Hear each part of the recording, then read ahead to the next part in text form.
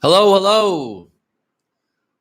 We're live. Dun, dun, dun. So today we're talking about online dating, your experiences. Please share. It's a little different time frame than usual, but let's go with it. A lot of questions come up in the live coaching sessions about online dating, and one of the things that it works for some people, it doesn't work for other people, and some people have just gotten to a point where they're like, "I'm done with it." So are your cold approaches? Oh, I like immediately. Thanks. Are cold approaches still available? What I mean by that is the cold approach would be, seeing someone in the going up to them, talking to them, asking them for their phone number. I don't even know if anyone does that anymore, where they go up to people and ask for a phone number. Please let me know today too if the live stream's a little shaky, because I've been having complaints recently from other people saying it's really sketchy and off and on. So I'm trying a different computer, trying a different time, and hopefully this one's a little bit smoother, because other people have complained that it's hard to get on the live stream. So anyhow, I think this is an interesting topic that a lot of people can chime in on, because it comes up a lot. And I don't have a lot of experience online dating. Maybe it's my age, maybe it's when I grew up, but and I've told people before, I'm not a pickup artist in any way. I've had some really good girlfriends. I've had some good experiences with dating, but as far as just going online and creating a profile, doing those kinds of things, I'd like to get your feedback. Audio is good today. Thanks for letting me know, Monica. I appreciate it, because I know it's been bad the last couple of times, and I've been using a different computer. So cheers to that. So let's just, sorry, it's late. It's 11 a.m. where I'm at. Are cold approaches still available? I think that they're still available. I think that sometimes, though, there is a part of the population, and probably younger people, that kind of are like, who's this stranger coming up to me? Because you're so connected through social media and through text that it's a lot of passive communication. So when someone comes up in your face and it gets real, it gets awkward for some people. So I think the cold approach is still there. It's just not nearly as common as it used to be. And I think some people are in fear of being quote unquote creep. Or creepy by just going up to someone and asking for their phone number or making small talk. But you give me your opinion out there. What's the alternative to online dating? So this is a good question. Right now in 2019, it's one of those things where I don't know, the alternative would be cold approaches. The alternative to me is, where do you work? Where do you spend most of your time? Where do you interact with individuals? In my own experience, a lot of times my job, or somewhere in the proximity of my job, the gym, places that I go to a lot, that's where I usually meet women, because it's not a cold approach, because you kind of get to know each other passively. You kind of say hello, you kind of make some small talk. And then if you want to go out from there, I think it's a little bit easier to go into that. And people are more comfortable with people they see regularly, in my experience.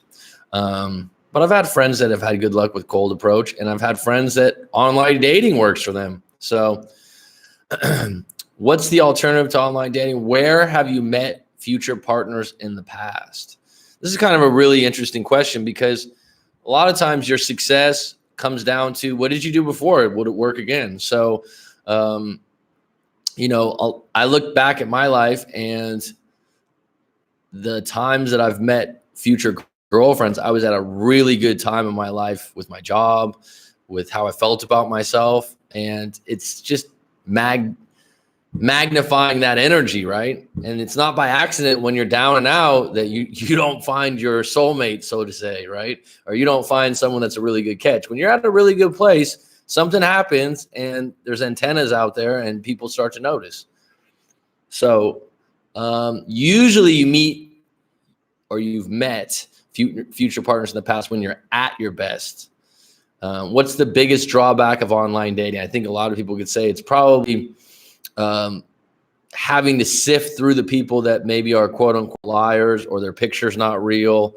And that's a price you pay with something like that, right? Because online dating, really, you're increasing the numbers, right? So with the internet, everything's increased with the numbers. So if I had a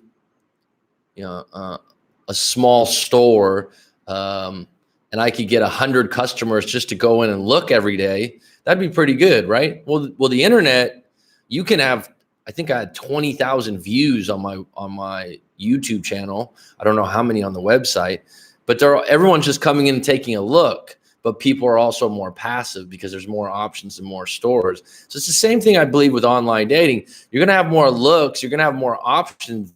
That doesn't mean the quality is going to be higher. You're going to have to sift through it a little bit more. So that's the drawback. You can complain about it, or you can think abundantly and go, wow, I have way more options to look through. And I would say, there's going to be more hit and misses on online dating. So you have to have more of a thick skin. It's not personal. What's the benefit of online dating? It's passive. It doesn't take a lot of work. No one's in your face turning you down or shutting you down initially. So on cold approaches, someone can just give you a dirty look, dirty face, dirty comment, just flat out deny you or reject you. With online dating, it's much more passive. You still have to consider demographics. So that's the other thing. Demographics are, age, where you live. You still don't just want to look at the person's picture and go, that one. You still want to think like, what are their hobbies? What do they like to do? I belong to a local singles meetup. They post events on Facebook and you just meet up in person, you find it intimidating. Okay. Well, what's out of curiosity, Monica, what are the demographics? Is the age the same? Is there more men than women? That'd be a big question. Because I know that women say when they put their profiles up, they can get 200 responses where a guy would get far less. I think men are more apt to just go with the quick hitter. I did a very brief stint. I don't know what that is online. Overall, good experience. One that I really liked a lot that is still a focus of mine to revisit. But also some lasting, just friendship guys in my age group. Okay. Judy Jack, just out of curiosity, if you'd like to share, which online platform did you use? If you don't want to share, that's fine. Because I think that has a lot to do with it too. Obviously Tinder is very popular. I don't know all the other ones, these Bumble, this other one. Someone just recently told me about Facebook has something called Hutch, I believe it is. And so on that one, it's going to connect you with someone that's one of your friends' friends on Facebook, which like 6 degrees of separation kind of thing. A lot of gossip, competition among the women in singles group. All right. Well, then I would say probably not to stay in that singles group. You took the words right out of my mouth. Had a girl totally give me an attitude after all I said was hi to her, cold approach with younger generation. You do get looked at like who is, yeah. I don't know, Nike. I haven't been in that arena for a long time, but I just think that's how it is now. I don't think you're going to be able, and let's be honest, the cold approach before, that was a possibility, right? That was a possibility of just getting rejected. I remember I had friends that were all about the cold approach, and they would go out of their way, at a mall and try to get numbers, right? I don't even think that's a thing now.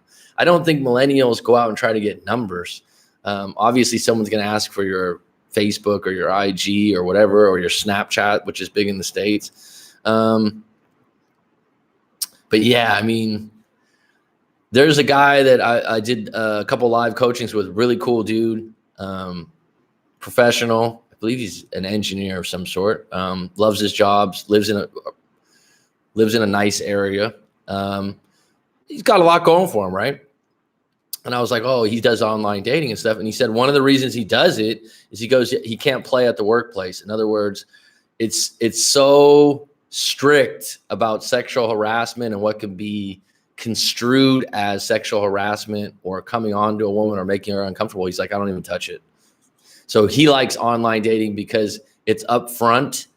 As far as like, I'm single, you're single. He likes that it's not someone from work, which I found interesting because, like I said, most of the times in my past, if I work at a new place, I'm always going to meet a woman there if it's a large enough company with enough women there, and because you tend to be attracted to people that you see regularly. Okay, that's it's called The Like Switch, a book called The Like Switch by an ex-FBI agent. He talks about this a lot. being in someone's presence and being safe actually is attractive. So like if you go to a cafe or a coffee shop and you see, let's say you see the same woman and the first time you see her, she's like, oh, she's cute, she's nice. You know, after like 3 or 4 months, you get closer just by ordering that coffee every day and getting to know them. A lot of gossip, competition among the women in singles groups. I don't knock people who do online dating, but it's not for me, honestly. I'd rather be approached or approach someone. Great for you, Nike One. I agree. I don't knock anyone on it. So people talk to me. I'm like, it's for you or it's not for you. It's certainly worth a try. And then you have to consider which platform you're using, because I'm sure they're different. There are twice as many women in singles groups. Most are between 35 and 45. Okay. Well, women are generally always more in competition than men, I would say. Men tend to get jealous and possessive more, and women tend to compete more. So I could see that happening. I would say if that particular single group is like that, then get out of it, because it's probably going to be more detrimental than helpful for you as a single, because having gossiping women competing like that in an arena like that can bring you down, right? I think. I'm not sure what you meant here, Judy Jack, with Zooks. G Money, what's up, Mac? Just checking in real quick. I'll put in my 2 cents in sleepy time. Yeah, this one's going to be a quick one. I just want to check in with you and see if the live stream is better on this platform. I feel cold approach rarely happen these days. Would be nice. Seems extinct. You know what? I think it's area probably too. But, you know, with everyone on social media, right, 24/7, you know, how many times have you been at the airport or you've been at a restaurant and you look around and 80% of the people are on their phones? So what, you know, if someone, the thing is, when you're on the phone, you're almost in a flow state. When someone disturbs you, it's annoying as fuck, right? So if someone came up to you, they'd probably have to interrupt you while you were on the phone. But I'm sure there's some people out there that still do the cold approach. But I would say the millennials, people in their early 20s, it's probably far and few between. And I would say they're just more or less likely to try, and they find it, you know, who's this person? I don't even know him. Yeah, I totally is like that. Was just being a nice guy. We made eye contact, so I said hi. She gave attitude for no reason, so I told her, sorry you took that the wrong way, but I'm not into women with crappy attitudes. Good for you. Well, if you got a problem with me, you got a problem with yourself. Women tend to use Tinder and those apps as a way to get attention and to have their pick of high status males. It's a market that favors females, so a lot of men tend to have trouble finding matches. Well, that's a negative fucking attitude, G Money, but it's yours. So what would be the ideal situation for a guy, G Money? If you were creating an app or a situation, where would it favor men? I see what you're saying about Tinder, because let's face it, a lot of those, it's attraction, it's based on a picture. And women, well, we have, what is that? Photoshop and different things. So Photoshop can do a lot, right? If you're a high status male, I feel online dating is doing yourself a disservice. Okay. I know a high status male that I was coaching over a year ago. Just reconnected him recently. He's engaged. He found a really good woman, and he tried, like I told you, it was I think he said it was called Hutch, but it wasn't Tinder. He tried a couple different ones. He tried one that was a little more expensive, and the one that's Hutch is related to Facebook in some way. Okay, that's the name of it. Thanks, Judy Jack. I wasn't aware. I had used Zeus. So anyone out there, this is a different online dating platform. Zooks. I don't even know how to say that correct. Best place for cold approach, an airplane. I dated someone I met on a plane. He sat next to me. Well, that's a good way to start a conversation. I'm always talkative on an airplane usually, except for the long flights that you leave at like 12 a.m., I guess. Yeah, that's a good place to probably meet someone. And it's less cold because you didn't go out of your way to sit next to them. So we got a few extra on deck. I know it's late over there for you guys. Thanks for contributing. Best place for cold pro. I'm shy. I do best when I play the long game. I like that, the long game. When they get past your looks and get to know the real you. Yeah. I think, yeah, and I mean, let's be honest, in the beginning, most of the time, if you don't know the person already, it's about looks. It's about attraction. It doesn't mean the person needs to be a 10. It doesn't mean they need to be a supermodel, but you need to be attracted. You need to think that they're cute, right? I mean, let's just be honest, because that's the way it is. That's why I'm saying when you meet someone in a cafe or you meet someone that's a coworker, in the beginning, you might go, oh, she's cute, or you're neutral, or you might even catch them on a bad day and they're just not looking good. And then after a month or 2 months, you're more and more attracted to them based on personality and energy. Energy can't be overrated. So there's a lot of good looking people out there that have bad energy. It's well known that men are the thirstier sex. So they're always going to initiate with females. Therefore, females get to sit back and take their pick of who approaches them. That's online dating. I think you're right for the most part. I think you're right. I'm sure that there's some guys out there that get more attention than others, that are, good looking or above average. But yeah, you're overall, you're right, G Money. You're right. People always telling me they're going to make me an online dating profile because I'm totally against it. It's one of those things that can work or can't work. I mean, it's like I think what you're doing, it's almost like comparing it to fishing. If you ever go fishing, I've talked about fishing before because I like fishing. If you throw chum in the water, you throw a bunch of bait in the water, you attract all kinds of fish. But you're not necessarily fishing for one type of fish. You're just going for quantity. And I think online dating in certain platforms like Tinder and that, I think it's more quantity based. And if you're looking for quality, you can get frustrated. And the other part of that is everyone thinks it's the fucking movies. Corey Wayne talks about this. I think other people will agree. You watch a movie, like Forgetting Sarah Marshall, great movie. The guy goes to Hawaii. He's been broken up 2 weeks. The receptionist, who's hot, has a great personality, and is single, is also attracted to him. I mean, you watch that and you go, why can't I meet someone like that? You can, but it ain't going to happen after 2 weeks after you break up and just, fit like a glove.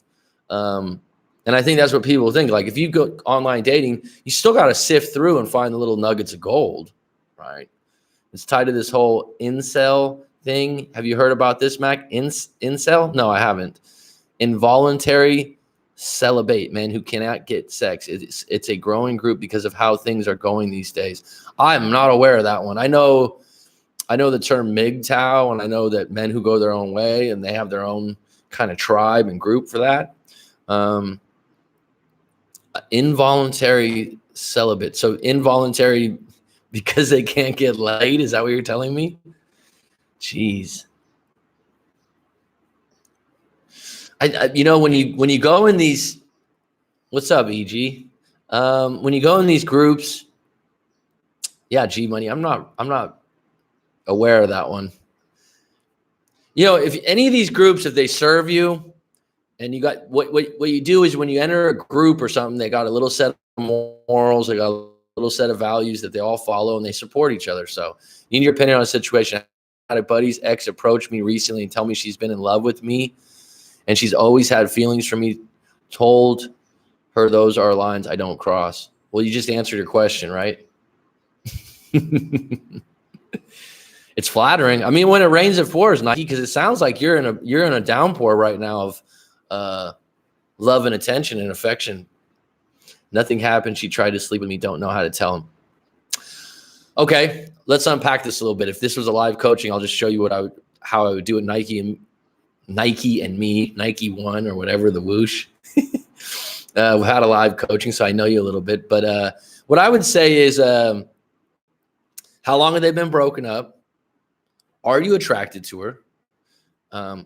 Personally, I would say those are lines I don't cross. But if we're going to unpack it fully, I'd say how long have they been broken up? Did they break up in a really bad way? I mean, is this a really good friend of yours, or is it just kind of an acquaintance friend, right? And then you know your friend, if he'd be cool with it or not cool with it. But short answer, I don't cross those lines either.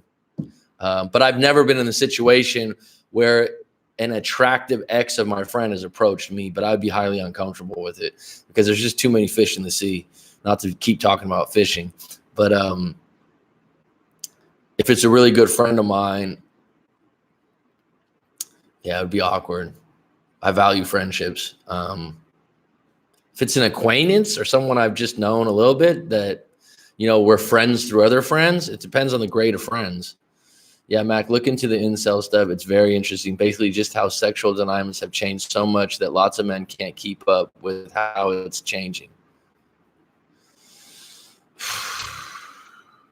Can't keep up or have given up would be the question. Whenever you can't, you big a place to just go, oh yeah, I can't attract women anymore. What? Nothing happened. She tried to sleep with me. Don't know how to tell him. I mean, if you didn't do anything, what's the intention in telling a friend?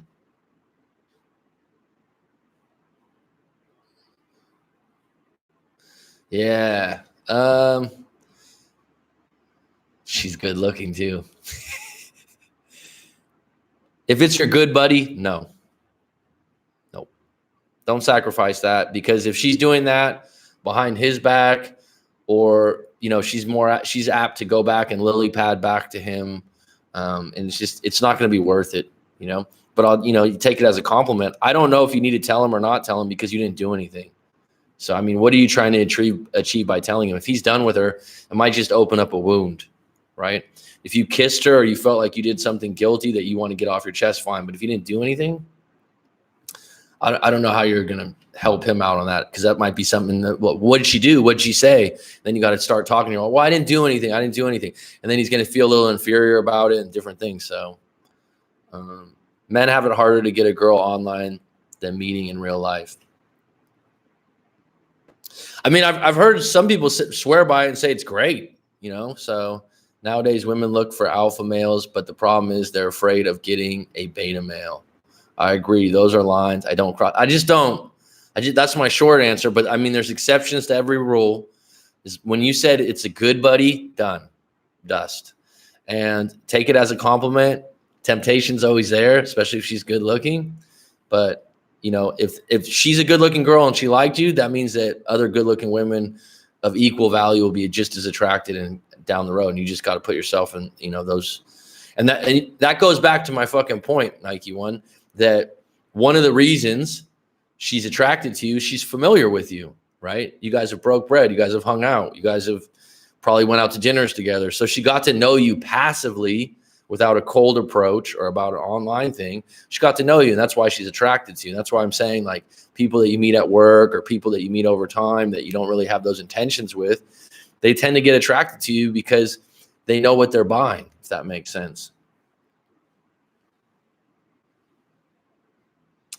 I agree. Those are lines I don't cross either. Yeah. Nowadays, women look for alpha males, but the problem is they're afraid of getting a beta male.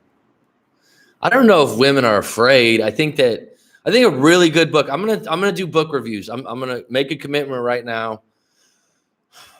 I don't know if I want to put it on this channel or start a whole nother channel, but I have a thorough process with books, and the first one will probably be The Way of the Superior Man, and that's a book that Corey Wayne kind of follows up with his book that he talks about on his website or his YouTube channel, excuse me.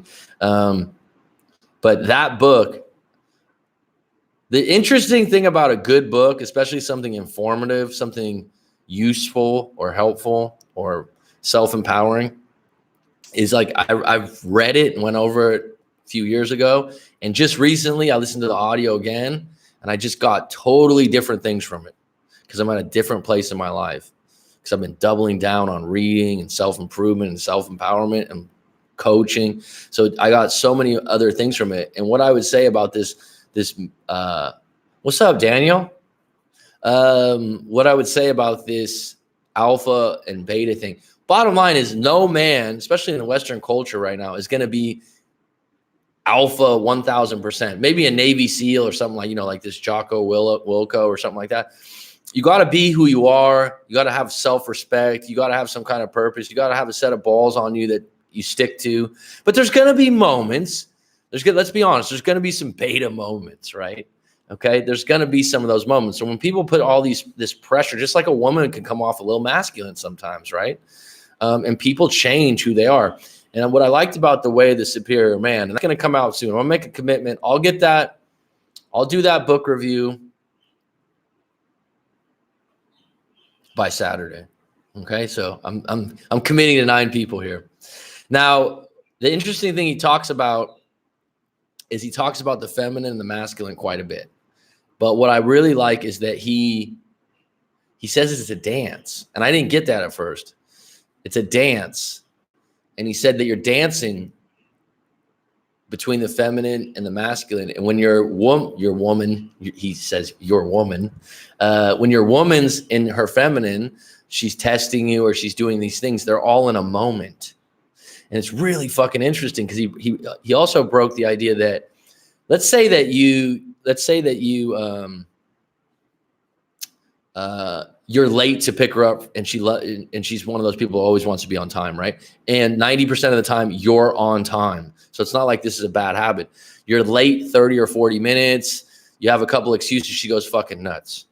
And your rational male would go, well, I'm always on time. This isn't a problem. Why are you getting so upset? But the woman, when she's in her feminine, this is what he says, usually doesn't think that way. They think in the moment. So this dance goes on where you're going, what the fuck? I'm always on time. Can't you give me a break on this one? And she's going, no, I'm still pissed off about right now. I'm so high about right now. I'm so upset. And this becomes this little dance. And as a man, you need to deal with that dance individually each time instead of layering it. It's really fucking interesting. I'm going to break it down. I'll break it down by this weekend. Different women are attracted to different traits. It's not as black as white as alphabet. I feel the same way, Judy Jack. I had a live coaching this week where the guy, he's got a lot of elements that are both, but women keep pushing him away because he can come off beta and very soft. And there's something from his past or something like that he's a little bit too nice. But there are women out there that like guys that are overly nice. I've met them. Okay. I've worked with them. There was a guy I worked with years back, had a beautiful girlfriend that also worked in the same store I was at. And he was very passive. I would call him beta probably in a lot of ways. And she loved him. She was very feminine too. So it's possible, right? I think that the alphas are going to have more opportunities to pick what they want for sure. Men got weak. Women started to pick up on that and started to shit test us to pick up the weak ones. Hence the era of the breakups and divorce we find ourselves in. It is. I mean, there's going to be a lot of bottom line is G Money. There's just so much available. Think about this. It's like, I don't know how old you are. G Money, you said you're like 25, 24. When I was a little kid, right, we were still checking catalogs. I was in a JCPenney's catalog, like, Mom, like, maybe I can get this for Christmas. Like, I had you get this big fucking thick catalog. That was the only thing you could look through for like home shopping, right? I can go online right now. I can find anything I want within reason, and I can start researching it. It's like, this is off topic, but I used to have a GT Interceptor bike, which is like a BMX bike. They were really cool when I was a kid. I was like, damn, that would be really cool to have one of those bikes, Look it up online on eBay. They have them minted out for $500, $400.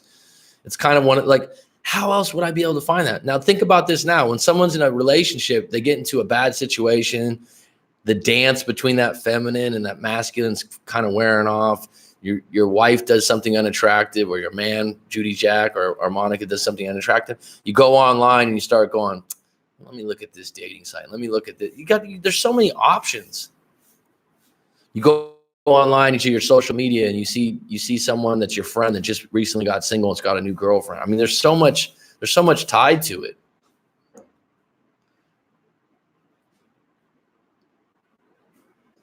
What's up, Steven? My observation is that non-one is completely alpha in all aspects unless that individual understands, learns, researches the characteristics, and implements it in their daily habits of what they do. No one's completely. Everyone's going to have a moment where they have some feminine moments, right? I mean, what's crying? How many men cry? Is that being weak? If you have a right reason to cry, right? Someone passes away, someone can be attracted to a man being able to show his feelings in that light if it's the right moment to be doing that. Anyways, the not man search for meaning. Now it's off the top of my head. Hi, Rob. There's sure a lot of thirsty fools that women have met, and due to that, they've got more strict on meeting more guys. That's a generalization. A lot of this is generalizations. You really got to control your demo. Know what an alpha male would look like in today's world. A real alpha male would probably not be very politically correct these days. If you don't toe the line, you are ostracized. There could be some truth to that, bud. What about like Jocko Willink or David Goggins, right? These guys are pretty out. I mean, they're Navy SEALs. My dad was an ex-Marine, Vietnam vet, truck driver, pretty alpha. He's pretty damn alpha. And he definitely isn't always politically correct. So you're towing that line too, G Money, because in certain societies, now you have to be politically correct, right? I see where you're headed with that. Some guys that claim alpha are an over-aggressive type pseudo alpha, which does not have the balance of a true alpha. Well, what's your definition of a true alpha, Rob IS? I'll bite. I know what you mean by that.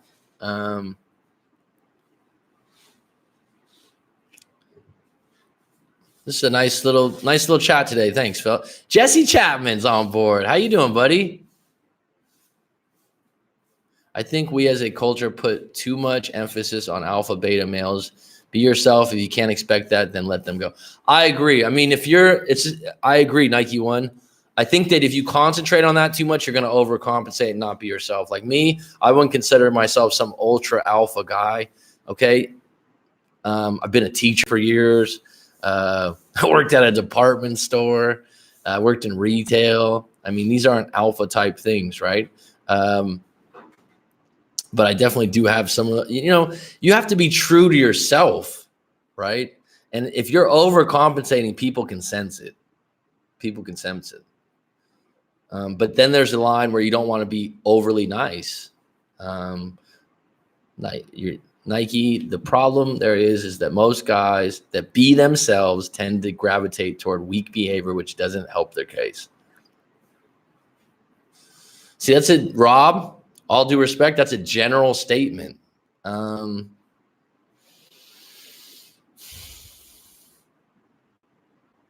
create the balance is key. Well, I think at the core of it all, and Corey Wayne or this, the way of the superior man is to have your purpose.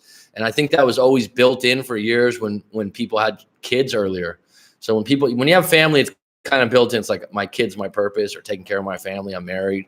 And I think it gets a little trickier now when people are kind of like this society thing of being ultra successful and rich, or you're at the bottom and you're a victim. There's not a lot of people striving to just be middle class. That's not cool enough. If you're the victim, you get pity points. If you've been through a struggle, you got a fucking story to tell. All these people, there's a bunch of people on YouTube. I don't know how many times I've heard someone go, I was on my sister's couch. I had no money. And I said to myself, I'm going to start a YouTube channel. There's a guy, I'm not going to mention his name, but he tells the story over and go, yeah, I got injured from football and I can't play football anymore. I was on my sister's couch, and everyone's got a struggle to tell, right? I mean, that's part of being in a breakup. But at what point are you going to get up off the fucking mat, right? And live life and be okay. But as a society, we like the ultra successful and rich, or we like the victim because they're better stories, right? We don't want the average Joe story. It's not fun. So everyone recreates that in their own life. To create the balance is key. Yes, there are a lot of options theoretically, but it's still finding that needle in the haystack: physical, emotional, spiritual attraction. Well, here's the thing, folks. Bottom line is, even if you do find the needle in the haystack and you got that physical, emotional, and spiritual attraction, it still can change. That's what I've seen so often. Someone's like, oh, it was so great until it wasn't, because people change who they are a lot quicker now than they ever had before. There's so much more outside influences, right?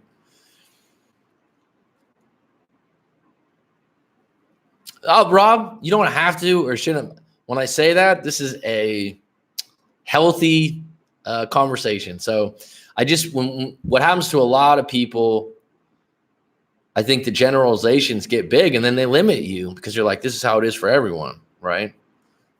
But I got your statement, Rob, and I appreciate it. Yeah, Daniel, haha, it's James. Good to see you, buddy. All right. Good to see you too, buddy. With the be themselves line, I should have prefaced that it's the assumption that general guy that perhaps does not have the awareness of what it is to be bullshit. I'm just saying there's so much general information that you do need to get specific because there's nuances to everything.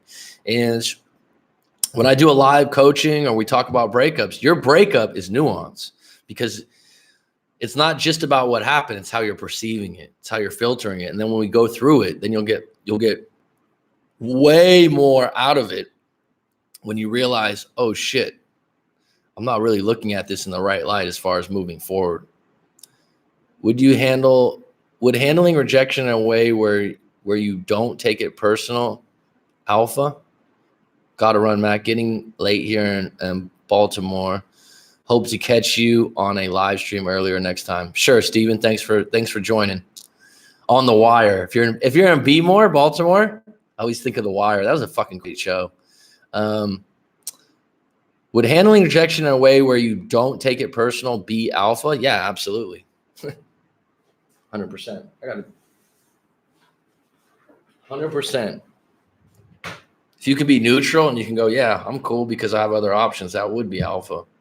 That would be James Bond or Arnold Schwarzenegger, right? Because at the end of the day, being alpha is going, I got a line out the door. I'm good enough to meet someone else. But here's an interesting thing. In my experience of doing this, coaching, sometimes the people that appear to be alphas have the most trouble in a breakup. If they get dumped, their ego gets fucking, it's like, what the fuck just happened right now? They just got shelled.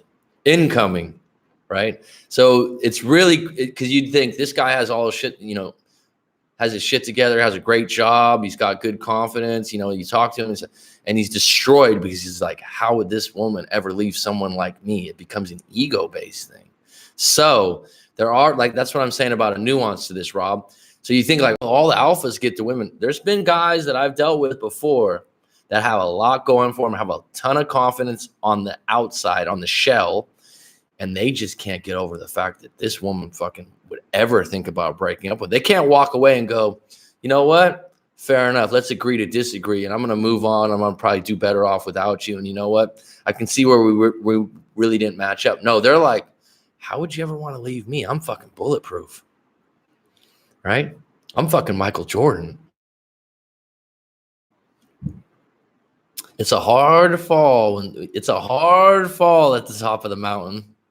So it's one of those things. It is a good show, yeah. Omar coming. It's one of those things when you think about these alpha things. In my experience, even friends I've had over the years that I would call an alpha, were outstanding on the high school football team, had a cheerleader girlfriend, and everything seemed right. You know what? There's always a few little holes to the ego, man. There's always a few. That's why, to stay centered and to be one, it's easy to say, but yeah. Well, I mean, what it is, okay, let's put it this way. Let's say you're born rich. I'm not born rich. Or, there's some people that are born really good looking, right? I mean, what I mean by that is they're just naturally good looking. And they're comparable because they get a lot of favorable things without ever having to work for it, which is just fine. But then they assume that everyone, let's unpack this first. Someone that's born rich, what comes with that? Okay, there's a lot of people that'll hang out. There's a lot of materialistic things that you can have easily. And then it's kind of hard to recognize who your friends are and who your future partners are because you're always thinking they're about your money, right?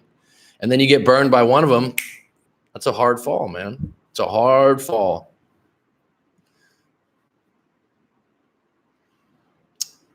So Steven was just talking about how good The Wire was. I agree.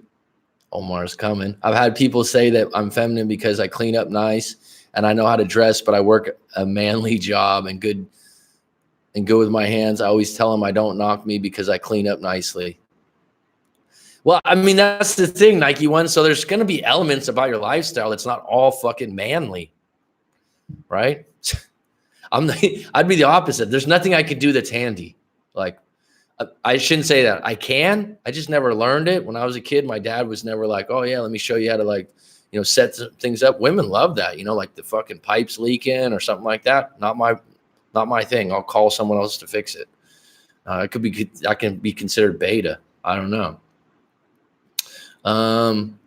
From what can I tell you about many friends of mine that made classic dating relationship errors, almost all came down to weak beta behaviors that could have been easily fixed, yet most had no idea.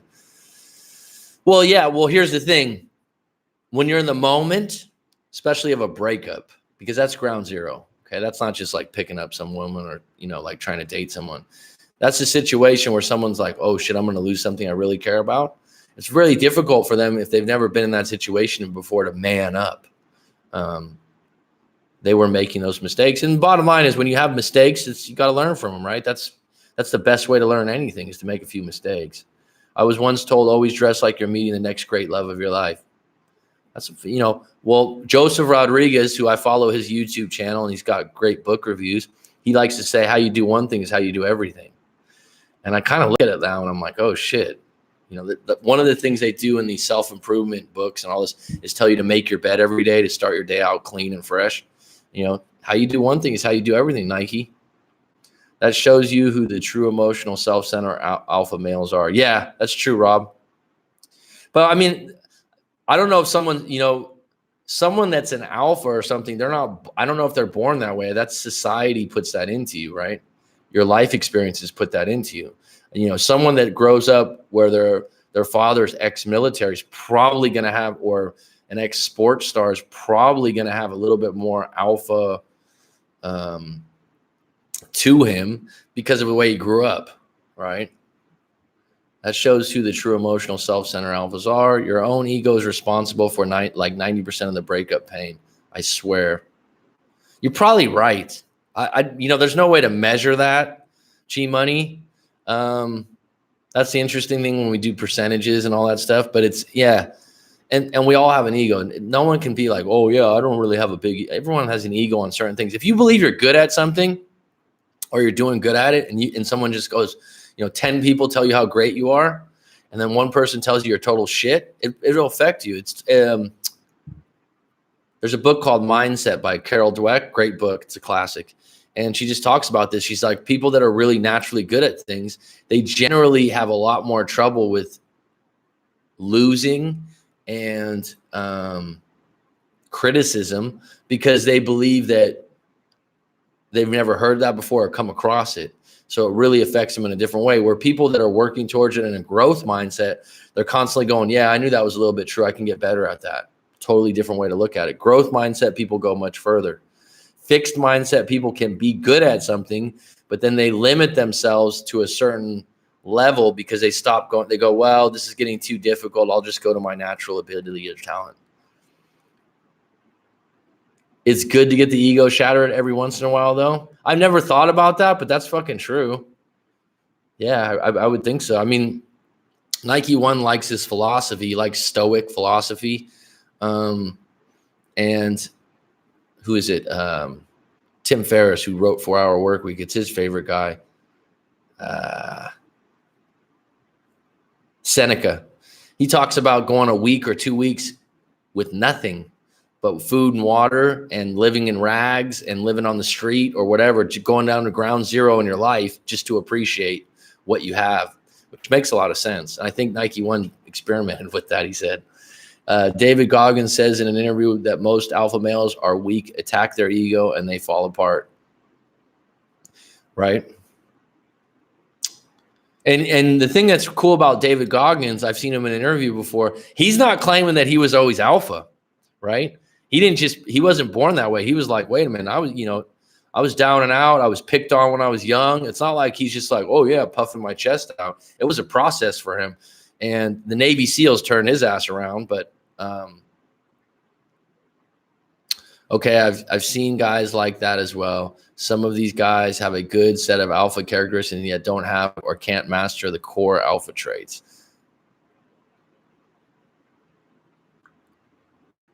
Sorry, I lost my place here.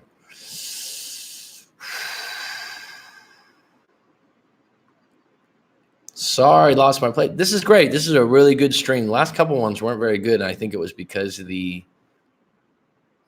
connection.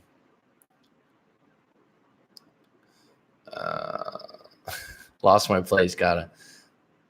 Wow, there's a lot of comments. Okay. I've seen a lot of guys as well. Some of these guys have a good set of alpha, and yet don't have or can't master. Most alphas have weak egos. Well, again, I mean, are they alphas or is it just a costume or a shell they're wearing? You know, that's the thing is people have soft spots. Think about that. So someone could be really secure in a lot of different areas and there's one little thing. It's like, let's break this down a little differently. There's people that are scared of clowns.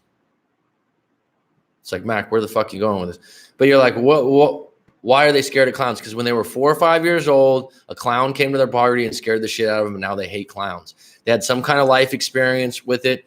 I just talked to someone a couple of days ago that's scared as hell of the water because when they were a little kid, their uncle pushed them in the water and told them to learn how to swim, and they felt like they were going to drown.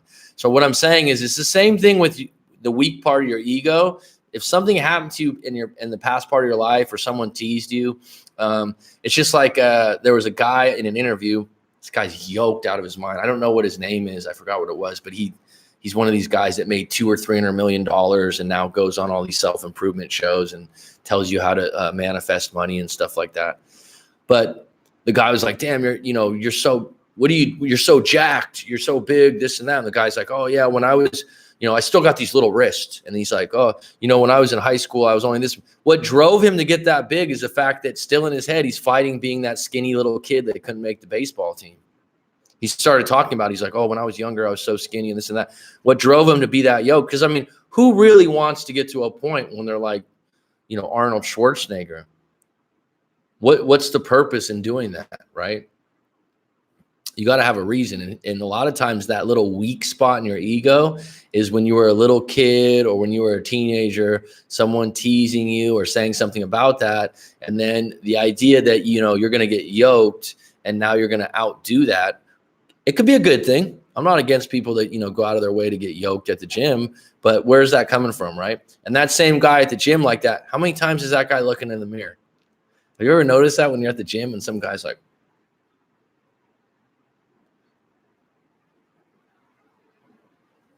and you're just like, what the fuck's this guy doing? Spending like 20 minutes looking, and you just look over at him, and the guy's like this, he's just, woo.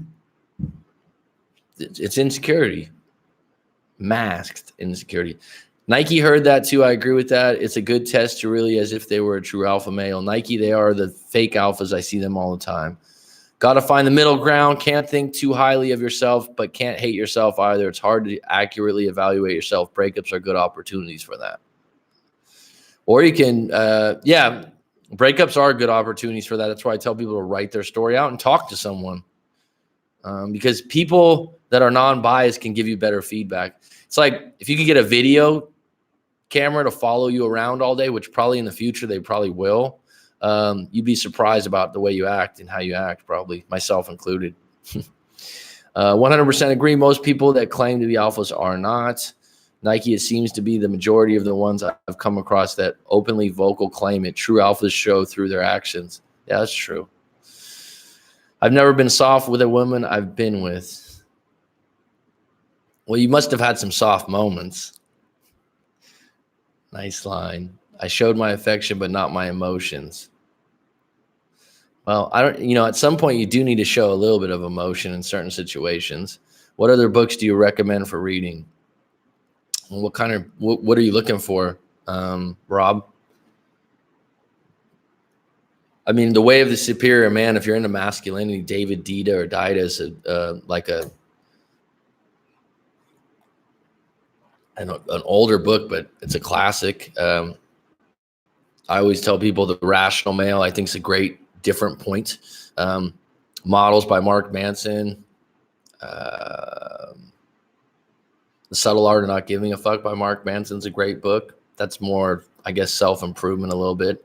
But I don't know. Tell me what you're looking for.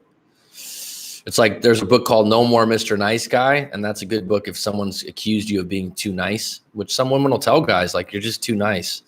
And then the guy will be like, I don't think that's true. It's like, if you keep hearing it, it's probably true. If someone says, like, you're a selfish asshole, and it's one of your friends, and they stop hanging out with you, and you hear it from someone else, it's probably true in some light, you know? I've dated a lot of alphas, and they seem to have underlying insecurities at the core. They compensate by wearing the alpha mask.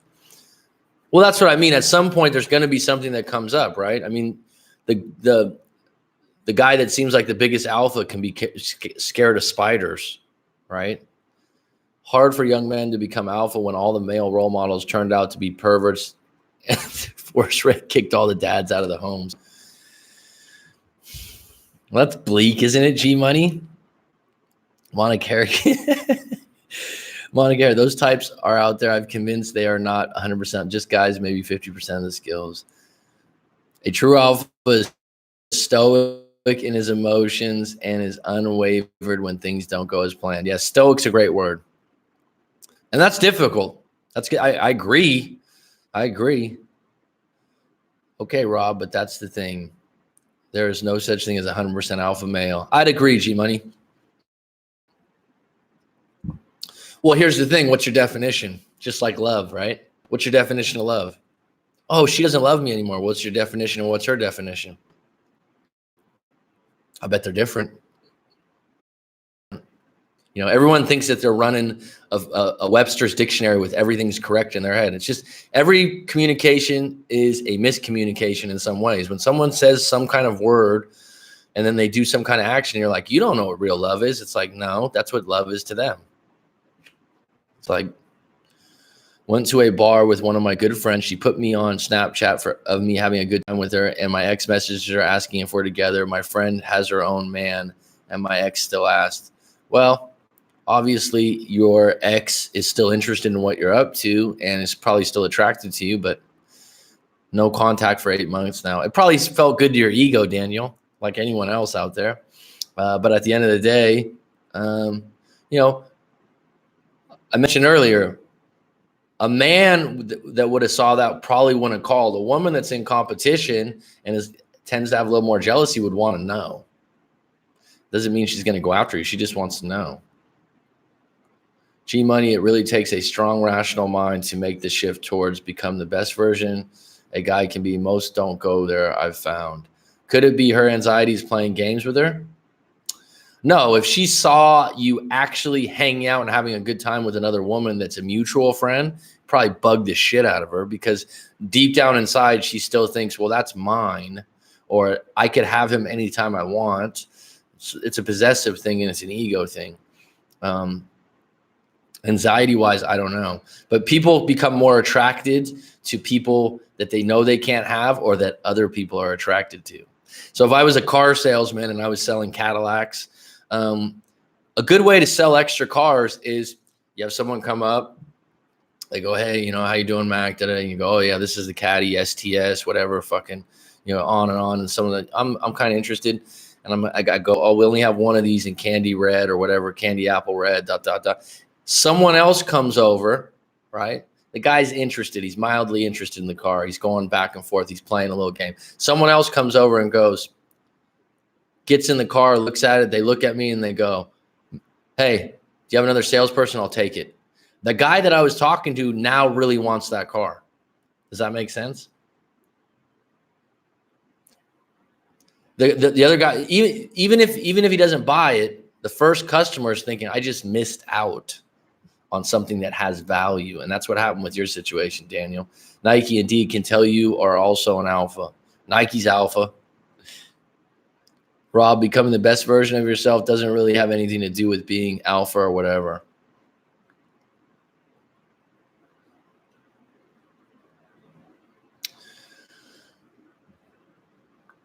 What's up, Jessica?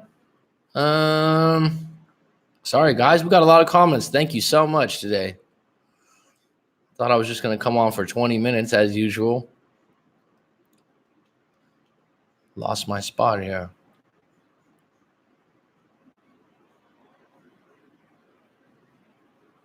Let's start. Okay, Rob, that puts a true alpha is stoic in his emotions. I talked about this.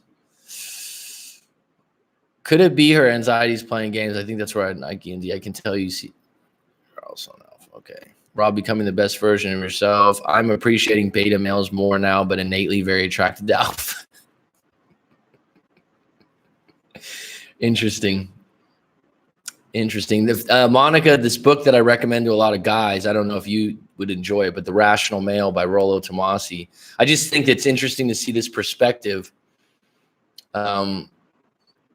And he talks about, I forgot her name, something Sanderson, but she's the head of Facebook. She's a big, successful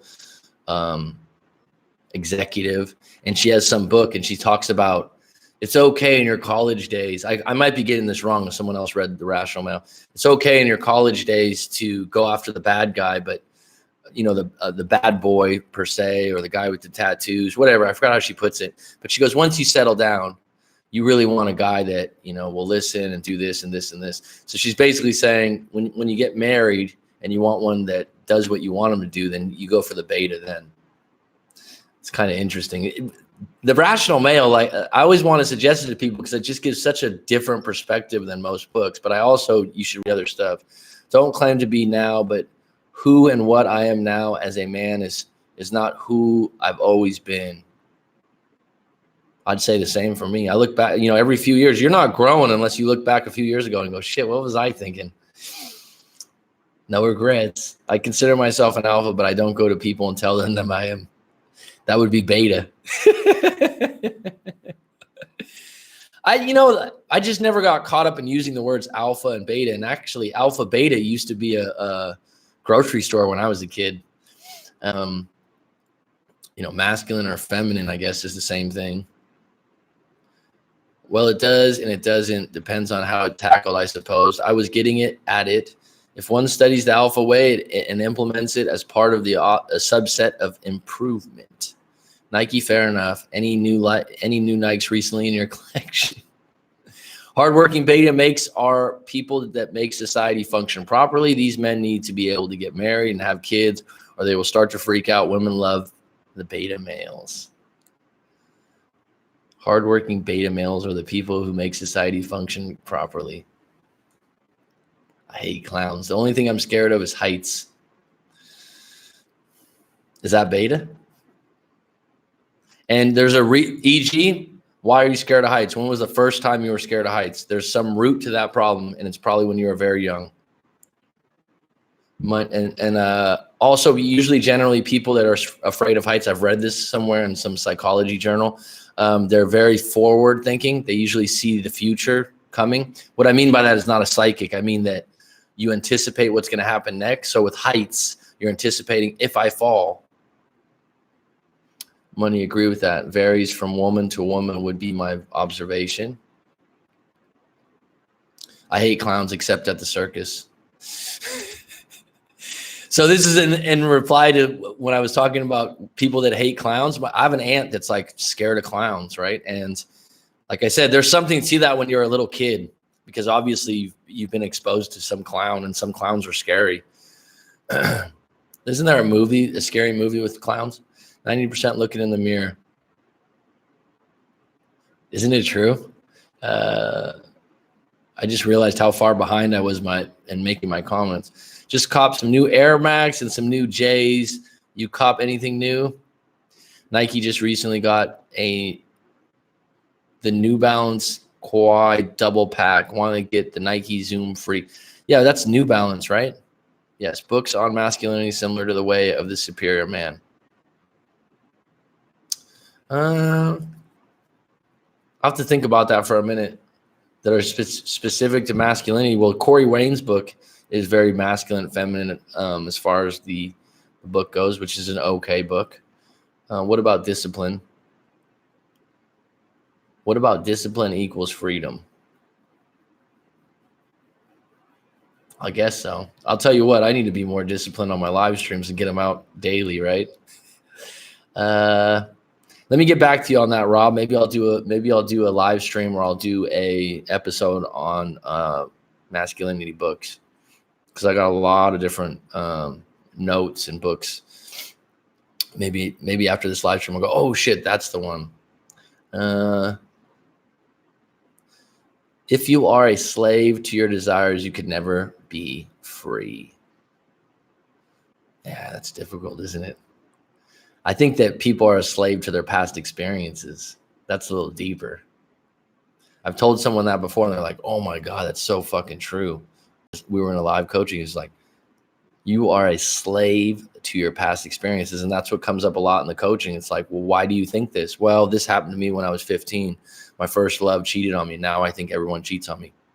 It's just, that's how it is. I was told I'm too nice. Hi, Mac. Jessica, nice to see you on the live stream. I know you're in Belgium, so you're at a different time frame than most. Tia, how you doing?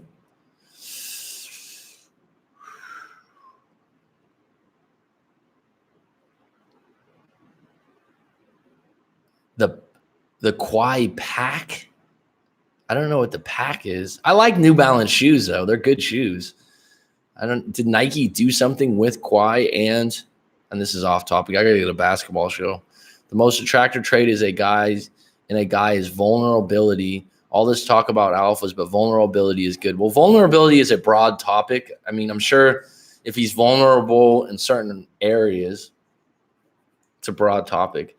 But this definitely applies to you, Monica, knowing you from the live streams, and what you're filtering for is for guys to be more upfront and more affectionate and more feeling based. So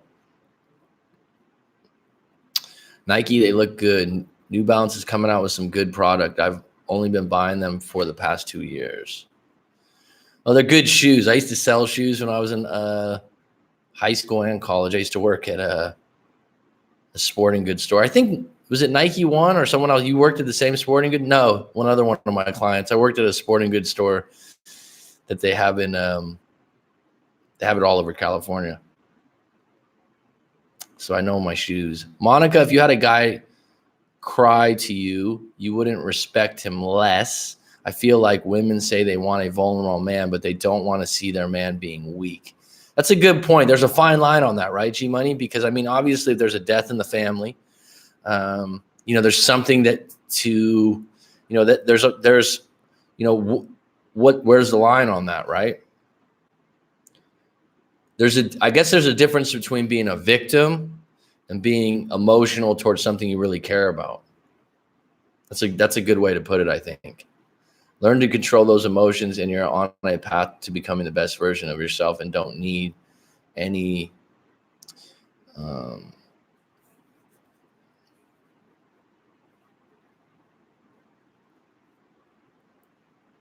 women subconsciously want a leader. Weak men repel them, whether they admit it or not. Had the discussion with many women.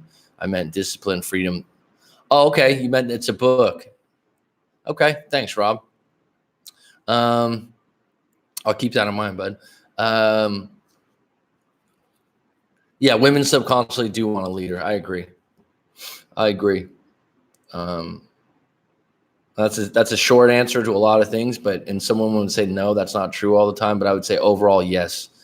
I don't test men, not my style. I was married to a super alpha. He has changed now and showing more vulnerability. It doesn't make him less of an alpha, but more attractive. Well, people change. Circumstances change. Life experiences change.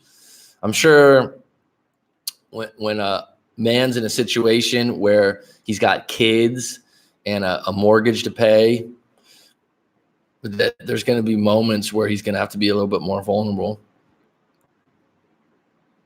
Exactly, Rob. And a leader never really shows their weakness. Nike, only thing I don't like about is that they release the Quai shoes. It seems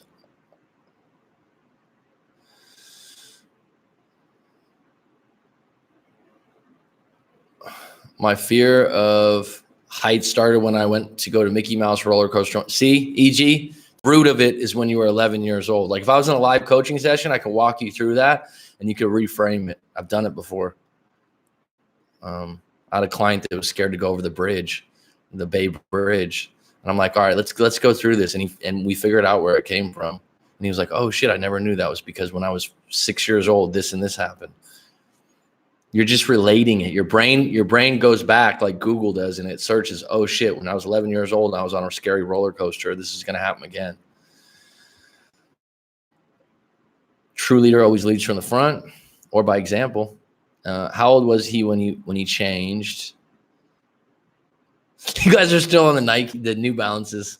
It's funny because I really do like New Balances. I used to have a pair of New Balances basketball shoes years back. They're good shoes. I went to a basketball camp when I was, this is eons before. I probably was like 8 or 9 years old. I went for 2 different years. Bill Cartwright, who was the center of the Bulls when Michael Jordan was good, and he gave away New Balance shoes with the camp. And I was just like, what are New Balance? I thought they were so ugly, but good. They're a good brand. I'm getting ready for work, but I'm listening. And session later today. Yes, Jessica, we do have a session later today. I'm looking forward to it. Thank you. Married him at 43. He's now 51. Well, even at 43 to the age of 51, we're going to be growing as people. If we're living life, when we're having new experiences. I mean, how many times have you had something you're like, wow, that really changed me? You know what I mean? Exactly. Nike men lead women. You don't want to see your leader being afraid, scared, or vulnerable. If a man expressed all the fears and insecurities, everyone would be repulsed. My grandfather told me that when I was young. It's like, you never want a woman to see you cry. I think that there are moments when you can. I'm not a crier because I've talked about this before. I'm not highly emotional in that way. When I was a kid, it wasn't rewarded. So I think a lot of people that cry a lot, crying's okay. But if you're seeking attention or pity when you're crying or creating a dramatic situation, that's when it's a problem. If you're crying because something really, really bad happened and hurt you, fine. If it's a woman, I've talked about to someone recently. If you're in a breakup and that gushes out, then you probably just want to do it in private, and then let it all out instead of going to your friend or going to the girl and somehow that's going to work in your favor. It's probably not. Take cold showers helps you build your urge to resist those desires. Cold showers are big now. Yeah. Interesting age, certainty and age. Certainly an age where a man should know who he is and confident in his actions. Sure. G Money, a true leader learns from everyone and everything, even if it's what not to do. Rob, maybe my definition of vulnerability is different from what you guys describe. Of course it is, Monica. Every word that has a feeling or emotion does have a different definition based on what you believe it to be, and that's just fine. And that's when someone's in a relationship, it's your job to learn your partner's language, right?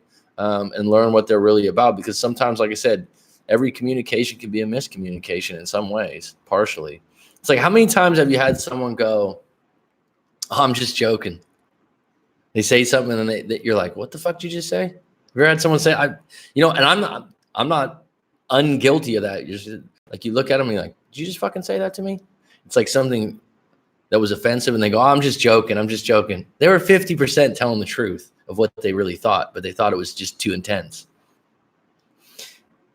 Money, a true leader learns from everyone and everything, even if it's what not to do. Rob, maybe my definition of vulnerability is different. Okay, people can't communicate to save their lives. And even when we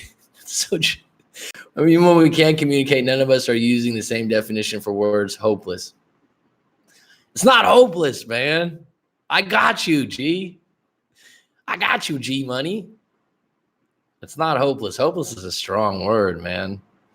But all right, let's G Money. Have you met someone? I got a lot of friends. I got a lot of acquaintances. I know a lot of people. I do a lot of live coaching. I come across a lot of people that I communicate with, and communicate well with, right? So part of that is just listening really well and finding a way to be compassionate, but at the same time, also be yourself and be honest.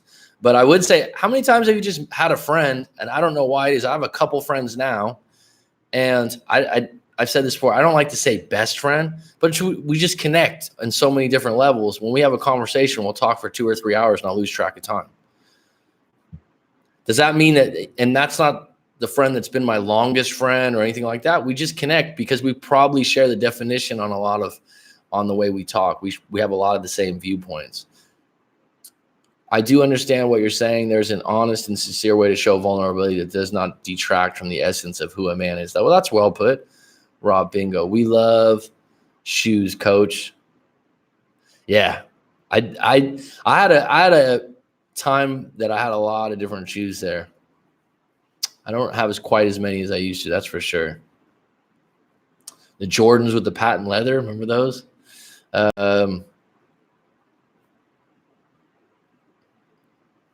Money. Communication is so important. The amount of poor communication out there is huge. I would highly recommend to anyone to always keep improving communication skills. There's always more. Thanks, Rob. Thanks for communicating that so smoothly. People say if you don't do anything before you make it to 30, you'll never make nothing afterwards. If you don't do anything before you make it to 30, who are these people? I'm 38. I still got some shit on my list. So who are the people that say this? When someone says people say, it's like who? Yeah, I've seen that. I liked a lot of good books and short films on Kicks now.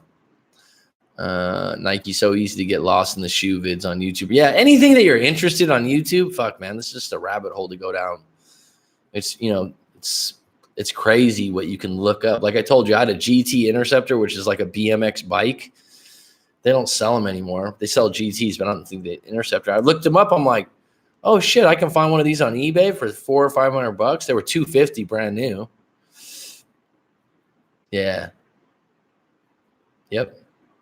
The patent leather. The leather. I had the Jordan 11s. Okay, this is funny because I wasn't like one of those people that bought a bunch of expensive shoes, but those retros were coming out. This was like 12 years ago. Nike, I apologize for everyone that comes here for breakup advice, and we're going to talk about Jordans. It'll just be a moment. So those shoes came out, and I worked at a major department store, right? And they had them at the department store. So I was selling women's shoes, and the men's shoes department was next door. So I had hidden a pair because it was like the next day they were going to come out. I hid a pair. The manager sold my pair. I was like, you can't do that. You work here. I was fucking pissed. And the girl that I was dating, went out. I told her about it. She went out, went to another store that was like 45 minutes away. She shows up at where I work, and she's like, hey, I just picked those up for you. They had them at another store. That's a nice catch, right? She went and got them for me. And I kept them in my closet for like 5 years. I never wore them. Brand new mint condition 11s. And then right before I moved, I sold them to a friend for like $220. I was like, I'm not going to take these with me. Jordan 11s. Yeah, the black patent with the little bit of red on the sole. Oh my God, it's 1 a.m. here. See you, Mac. Monica, have a good night. One of the most comfortable of all time. Coach advice and shoe talk. The dream lives live stream. Actually, I'm a basketball junkie. If I had something else to talk about, it'd be basketball. So not just shoes. Too true, Nike. Intimacy has been turned on its head. Sex is seen as normal and no big deal, but having an honest, open conversation about feelings is rare. Well, I guess so. I don't know. I have Nike Free 5.0. I don't know what Nike Free 5.0 is classic. I'm not sure. I don't know the names that well. I wouldn't know that they're Jordan 11s. I don't know the names as well. Yeah, Jessica's been on here a long time before you, Rob. She's been joining the show. So Belgium's finest.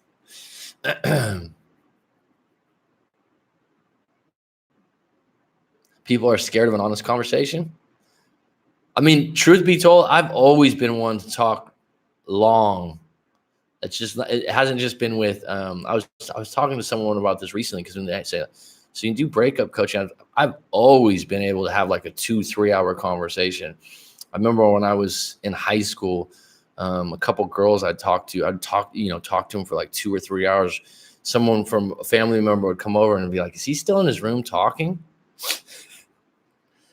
People can't be honest about anything these days. We can't even say there are two genders these days.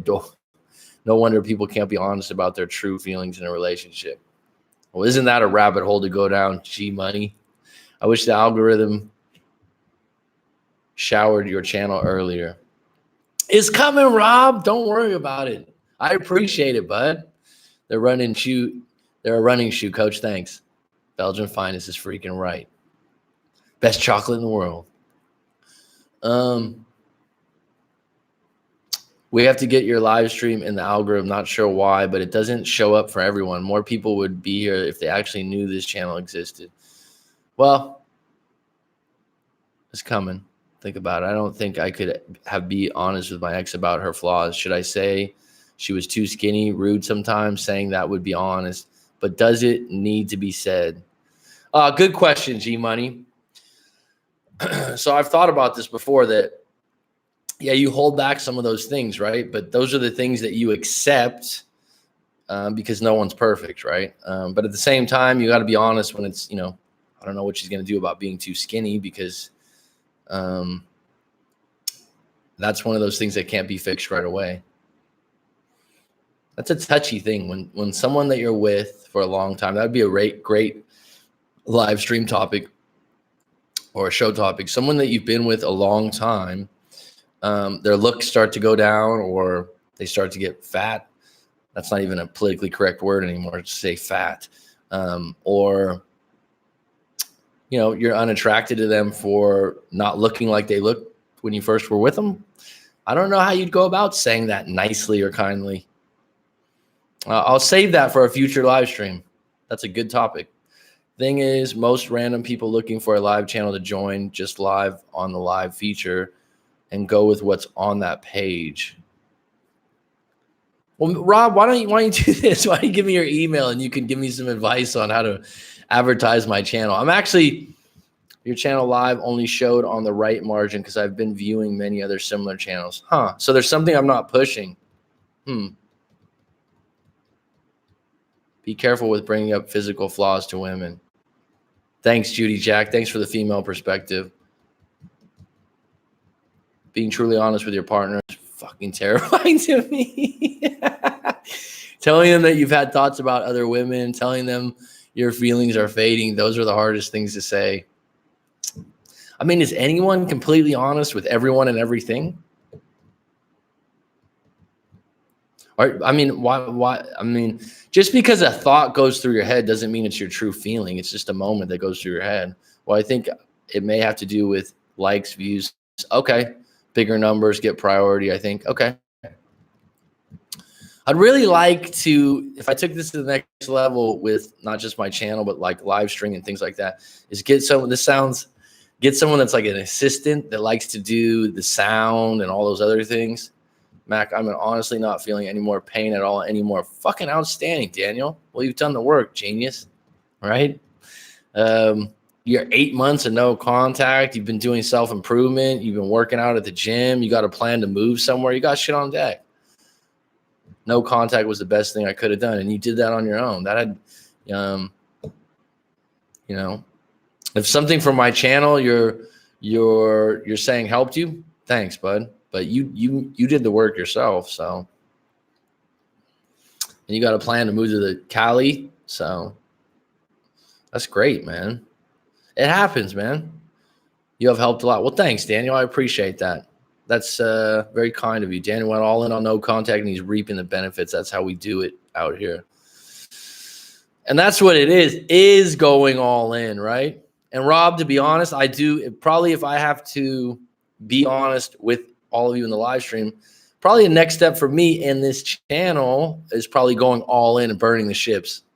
So burning the ships means to take the island. So you have no other place to go back, getting someone to help me out and do this, doing social media, doing all these other things. But the silver lining, Excelsior, if you will, is that we have a nice chat of 7-8 people where you guys can all get responses and talk to me directly. Phone died. What did I miss? You missed a lot, man. This has been great. Really, really nice. Burn the ships. You know that one, G Money? Burn the ships, take the island, or burn the. Tony Robbins uses that one. I'm sure it's been out for a long time.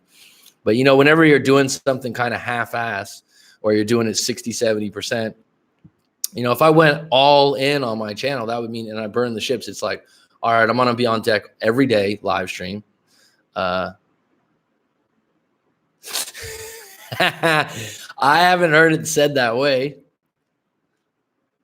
G Money's a little poet. I'll spread the word about your channel to other use. Thanks, Rob. I've had other people tell me and maybe this is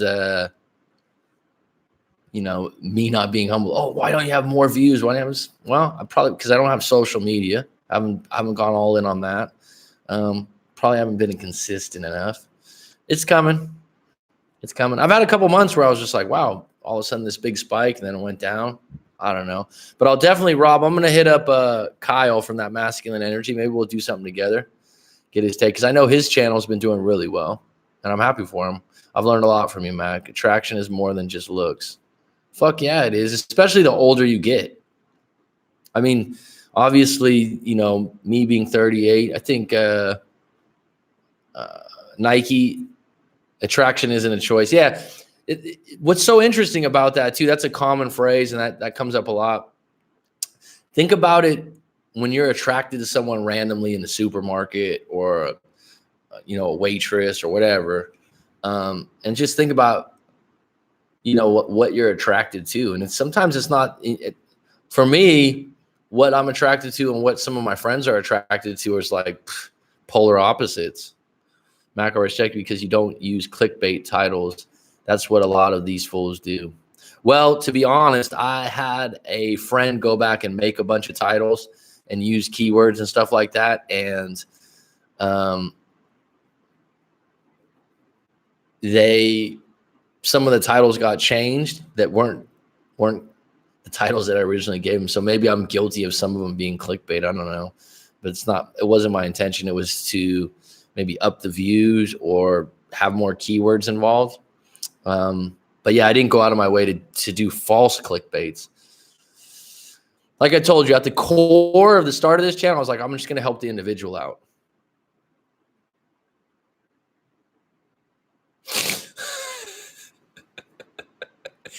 Well, you called him a discount Corey Wayne. Someone told me before, Mayo, I think it is. He said that's what a love chat called me.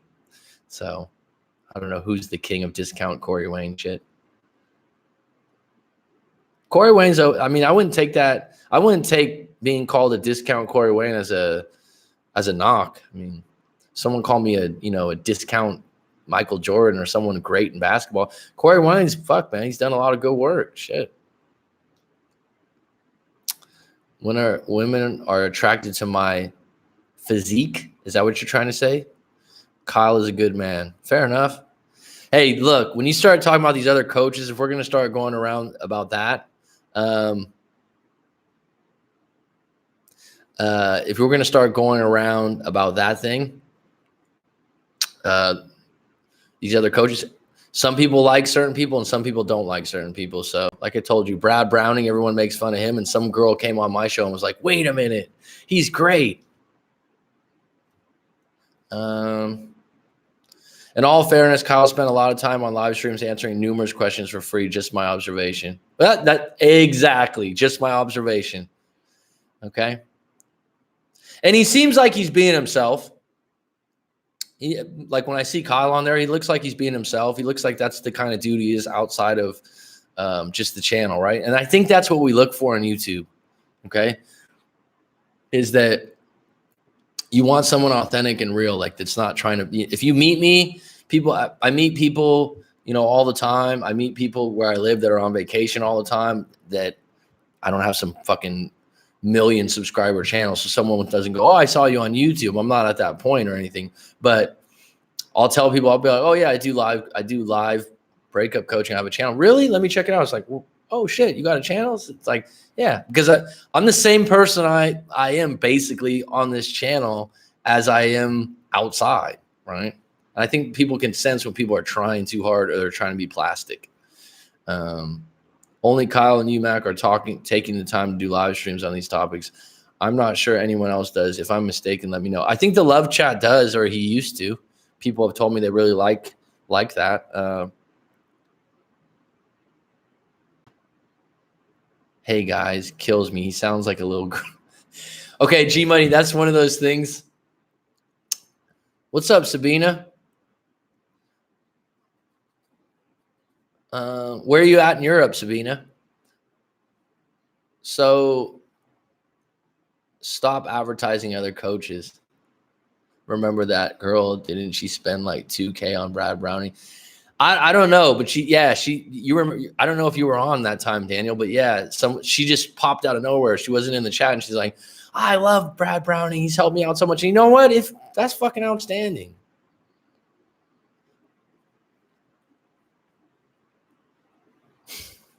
Hello there, Sabina.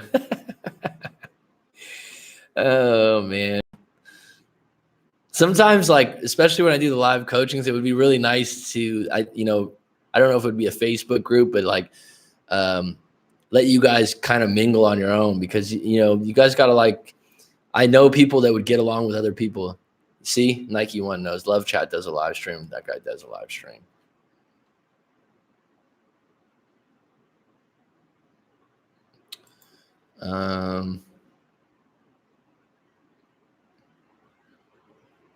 Thanks for backing me up, G Money. You're not like Corey Wayne. You actually get into psychology. I've done a lot of research and stuff on it, so I don't have a master's degree in it though. Watch a lot of lectures. I got a lot of live streams that I watch. If anyone ever wants some books on that, different levels of psychology, and I follow some people quite closely, like Milton Erickson, Carl Jung, Fritz Perls.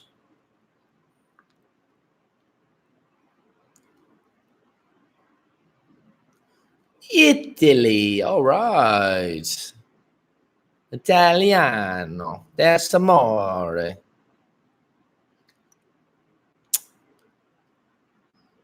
The Love Chat has their own chatting service on Discord. Their own chatting service on Discord. I don't even know what that is. I ain't gonna lie, the dating guy has helped me in the past due to that. He has my respect. I've heard good things about the dating guy repeatedly, so Love Who, not sure. I seen that one.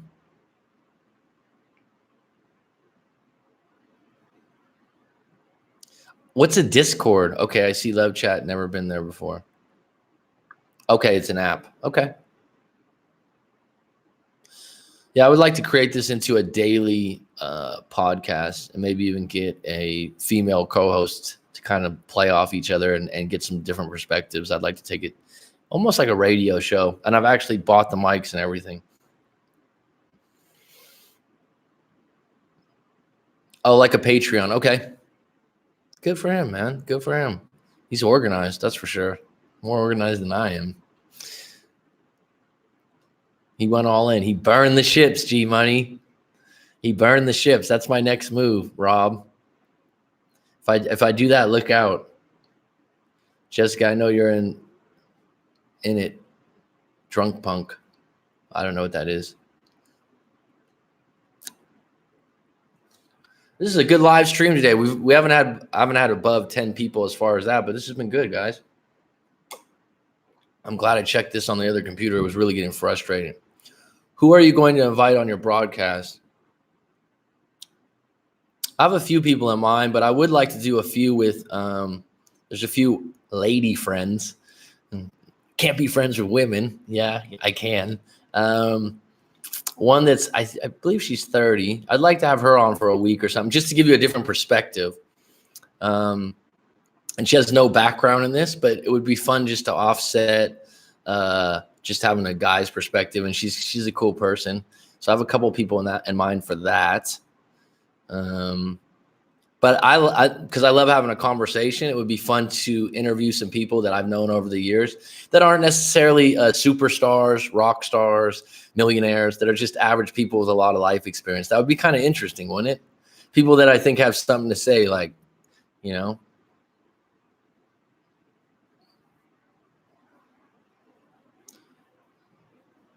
cross the Rubicon, somewhere to burn the ships. I have Discord, but not for Love Chat. I have it for military issues. Who are you going to invite on your broadcast?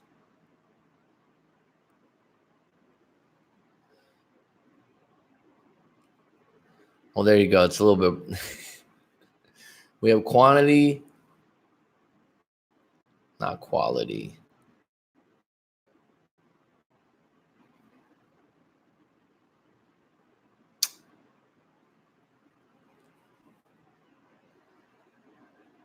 Mac, are you starting a book review channel soon? Yes, I made a commitment today that I'll have one on this weekend. Or else, what's going to be the consequence? I don't know. I'm going to commit, though. I'll get the Way of the Superior Man up. I have an outline set up. My question is, do I want to put it on this existing channel or start a whole new channel? I think I want to start a whole new channel. Doesn't mean I'm getting away from doing this. I would like, I'd keep those channels separate.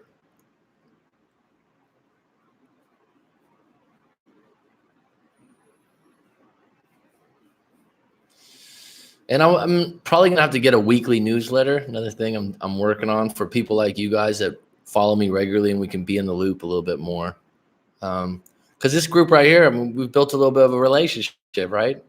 Is that you asking me for my number? I can't give that out on here either. Just here we go. Here we go. We certainly have a vibe. Yeah, I think it's good, right? I think it's good. I'll be the first sub on the new channel. Thanks, EG. I really appreciate EG. I really want to thank you for always coming on deck. You're one of the most regular people to watch the channel. Weekly newsletters, a lot of. Well, I mean, I think I know what I want to do. I don't want to make some kind of. It would probably be really quick. If you guys know who Tim Ferriss is, Tim Ferriss from the 4 Hour Workweek has one, and I really like his style. He usually gives you like a link to a documentary that he's been watching, or he'll give you like a book he's been reading, some music he's been doing, and a quote, rather than like some long-winded thing. Just kind of like, hey, this is a quote I've been pondering. This is a YouTube TED Talk that I came across that I think is really good. I think that would be useful, and it would be interesting to kind of stay in the loop rather than some kind of long newsletter that's like, you know, a bunch of random shit. Well, I guess it's random stuff that I just mentioned. I don't know. I got to put it together. Would really like a personal assistant.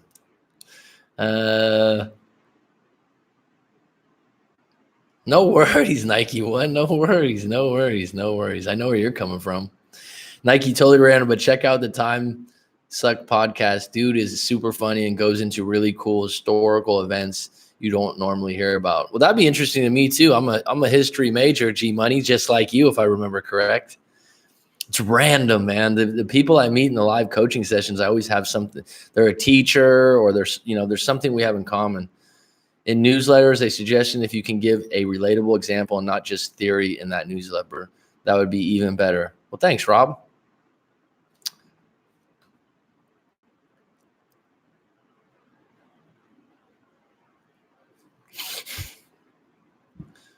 Well, that's interesting, Sabina.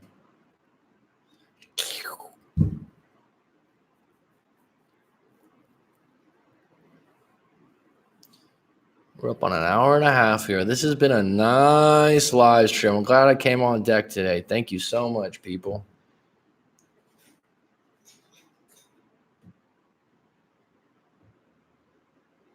I mean, not to pat my own back, Rob, but I mean, other people ask your opinion, but I usually try to give examples in my own life or stories. But theory to me is generalizations. Give the theory, yet don't dive into examples, thus leaving some wondering how to implement. Wouldn't you say that I usually give examples? Because I agree. Matt got into that flow state for sure. You know me then. You're talking about in the live stream? I talk about flow state all the time. Live coaching, live streams, yeah. I'll check my, if you don't check your watch or your time, that's when you're in a true flow state, right? That's when you're moving.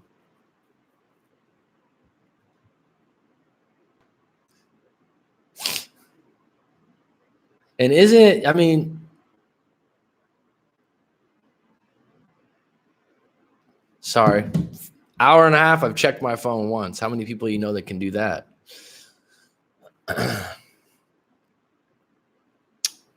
Any closing questions on today's live chat? Let's get another 15, 20 minutes in. Got anything else in here? Rob, thanks for contributing, bud. It's very interactive channel and a good mix of male and female perspectives. Thanks, Judy Jack. I appreciate you being a part of it. No. A few students know I have a channel, but I don't talk about it. No. Sabina, have you sent your story in before? I get into flow state by destroying my enemies and listening to the screams of their women. Wow, that's dark, G Money. You're welcome for sharing. That must be something you're talking about, a video game, I guess. I don't have a story, Mac. Okay.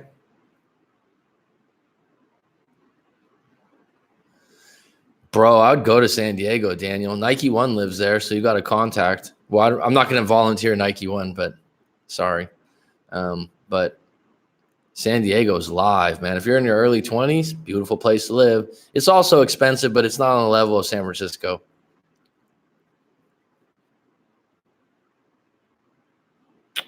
E.g., if you see your ex at a bar, the different case scenarios that may occur, perhaps go over them and suggest different things to say and act. So it helps you in case. San Diego, Daniel, is where it's at. San Diego, yeah. I mean, if you go to the Bay Area or San Francisco, you just got to rent a room from someone. So I mean, they do the same thing in Diego, right? You get roommates. So everyone, everything's so expensive. Find a roommate situation when you're in your early 20s, and you get good roommates. It's fun. SF is that's where I'm from originally, Bay Area. San Diego, great place for dating, right? There's a lot of good-looking women in San Diego, that's for sure. Anyone here in Canada? I don't think so. You wouldn't pay me money to live in a major city in California. Have you been before? You're in Cincinnati, right? San Diego is a place to be. Ernesto, welcome. SD is a 50-50 to live. I don't know what a 50-50 is to live. I don't know what that means. All good, Kush. Don't mind like-minded people. San Diego gas lamp is an awesome place to hang out. Jesse's back on that. Yeah, Jesse's been out there. It's just a beautiful weather, nice people, laid back, low crime. As far as I know, I don't know. It's just a nice place to live. I love living there. It's great. Godless hellscape these days. Not that the Midwest is any better. We're a good place for dating. He's talking about San Diego, I guess. I just heard news stories about the homeless people shitting on the streets, but that happens in every major city. Yeah, well, downtown San Francisco has a lot of homeless. So does Seattle, I believe. Those are the two top ones for that. But San Francisco is kind of the city limits of San Francisco is small, but the Bay Area in general is a little bit bigger, and the total Bay Area is very nice. Oh, we just got into TJ. Uh-oh. I don't know if people talk about those trips too often. When I think of San Diego, it reminds me of Tony Hawk. That's funny. That's funny that you're 21 or 22. I remember Tony Hawk when I was a little kid. Tony Hawk's got to be in his 50s. Born and raised in SD, girls are very lighthearted, talkative, easy to get over. The ex. Well, thanks, Ernesto. I lived in, did some time in PB in Mission Beach, almost 4 years. Great place to live. Fashion Valley Mall I worked at in UTC. People live near the ocean and they start thinking they know things. Oh, shit. That's funny. Like I did the 4th of July. Cold at night in SF in the summer. I heard. Get used to it. I mean, the thing about San Francisco is it's cold, but it doesn't snow. So, I mean, I know people that live in like Michigan and places like that, and they're like, oh, it's like 0. It never gets that cold.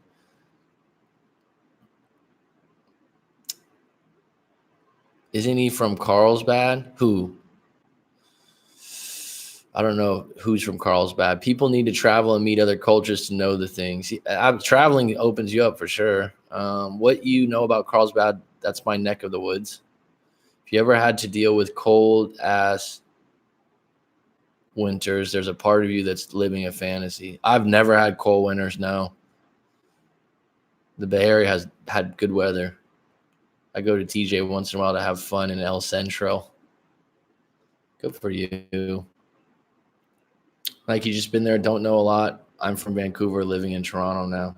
Vancouver's nice. Victoria is one of the nicest places I've ever been to.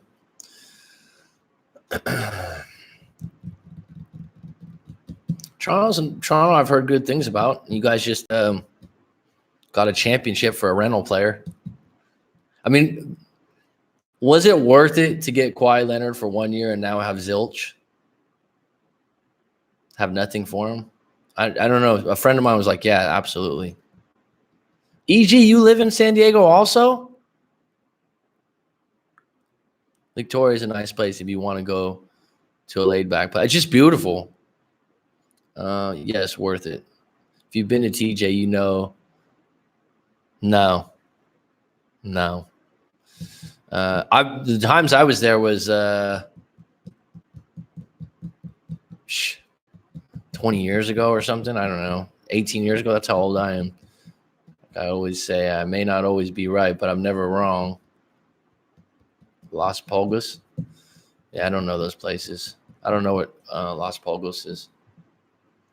Worth it because the NBA titles are mega hard to get. Some teams will never get one of them. Okay, fair play.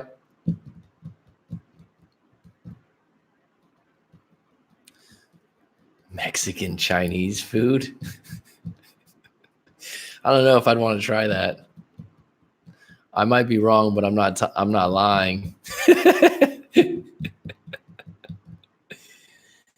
Oh shit. It's like it's gained steam. I got 12 people on deck out of nowhere. I'll make it 2 hours. I'll make it a clean 2 hours here. I think I could do that.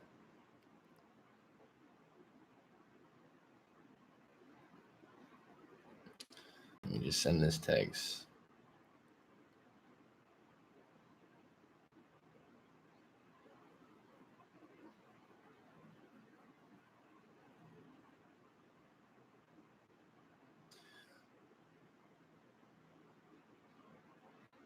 All right. Mac, it always picks up when you're trying to bail, I swear.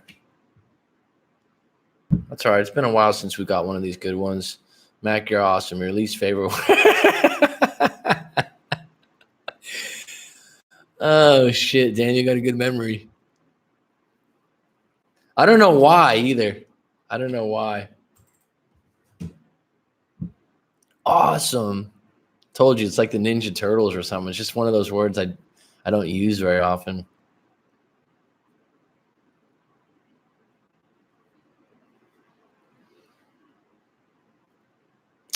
Yeah, it doesn't stay in TJ to be careful, huh? TJ's dangerous. There are a big Italian community here. There's a big Italian community in every city. I do got some endurance, right? I just fucking talk a lot, right? No, ever been, but I have family in Toronto. I don't trust Mexican Chinese food. Mac, what's your sign? Aquarius, February 1st, 81.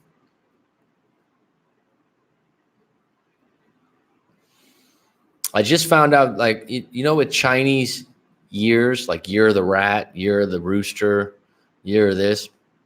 Someone was just asking me this. They asked me my sign, and someone was in live coaching. She's like, well, what's your year?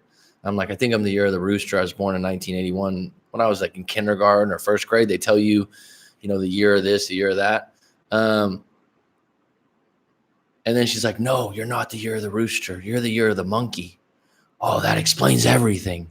You're a total monkey. I'm like, what? All these years, I thought I was a rooster. And I'm like, she's like, no, because you're February 1st. The actual Chinese New Year was like February 12th or February 20th. So she's like, actually, you're the monkey. And so you go and look up monkey. And I'm like, yeah, I kind of am a monkey.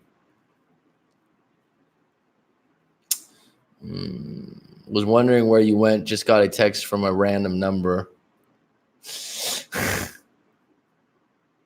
Mac, would my ex saying we are attached to each other at the time of the breakup be a sign of lost attraction? Would my ex saying we are too attached to each other at the time of the breakup be a sign of loss of attraction? My take on that, when someone says we are too attached, she's actually saying that she's too attached and she's grouping you in a lot of ways. But she could literally mean that it's basically suffocating how much you guys are hanging out together would be the other thing. It's like when someone goes, you can do better than me, they're actually saying, I can do better than you. You know, that's a common statement. Oh, you can do better than me. Like in a breakup, it means I can do better than you in a lot of ways. So they're putting that on you, but in a lot of ways, subconsciously in their own mind, they're saying I can do better than you. So in her mind, when she says we, she's speaking for you, but really she thinks that she's too attached to you.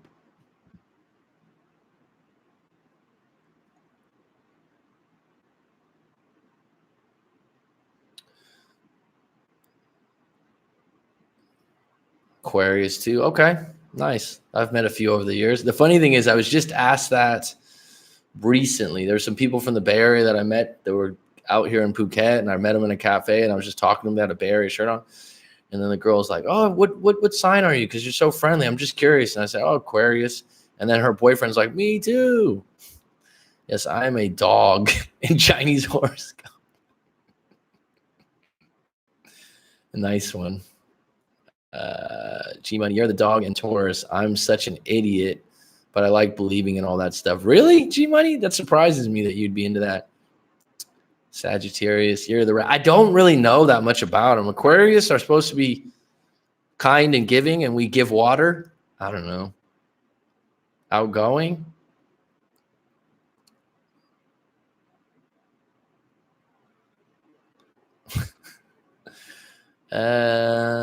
Jessica, we'll talk about that in the live. They're saying to not show it. I'm going to be more careful with not showing these things because YouTube's getting more strict, like on swearing or different words.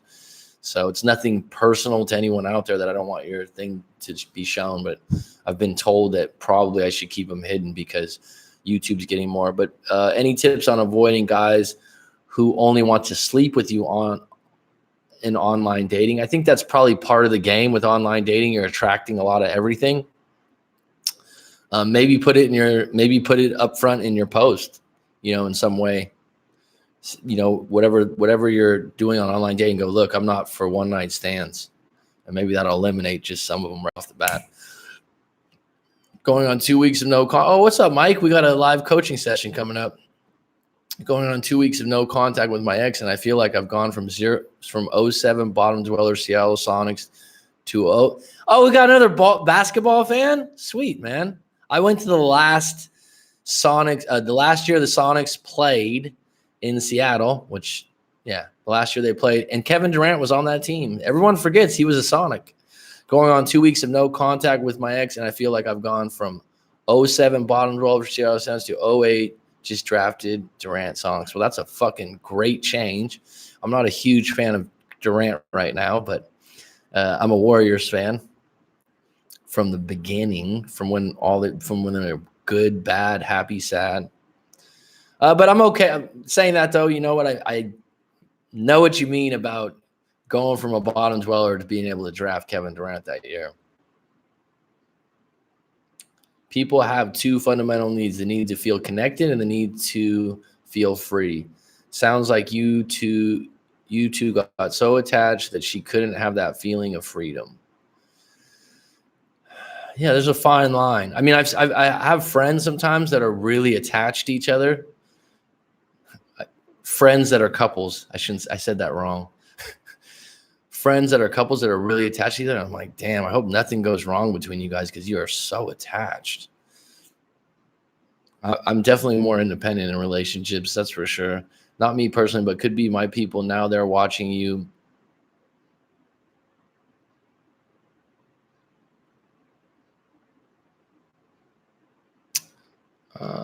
Sorry, I lost my pace here.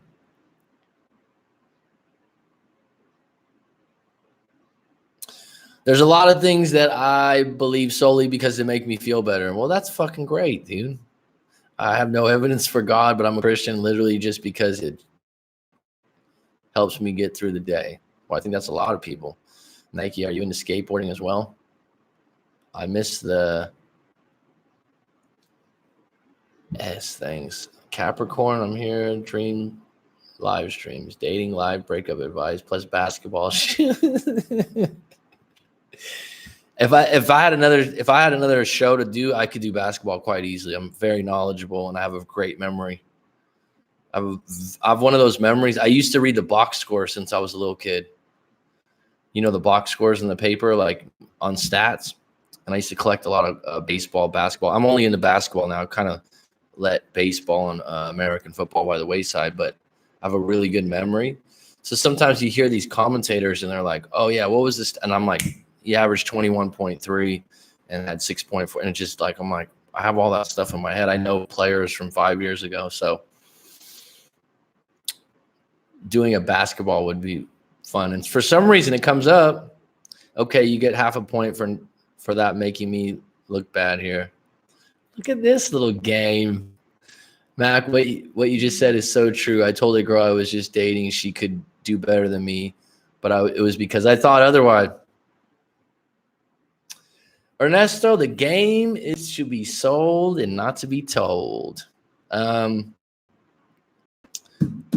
that's something I haven't always known just from doing breakup coaching and my research in psychology.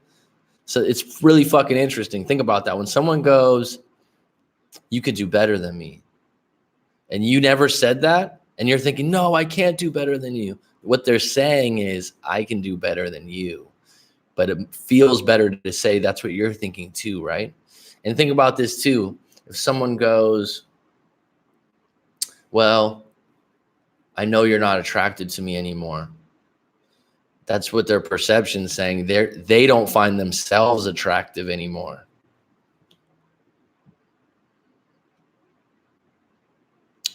Mr. T, talking of horoscope, I am Aries and we joke a lot. I don't know who Mr. T is.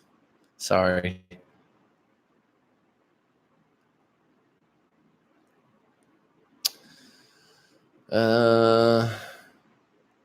Mac, he will lose the game. I don't know what that means. I'm sorry. Oh, okay. Graffiti artist.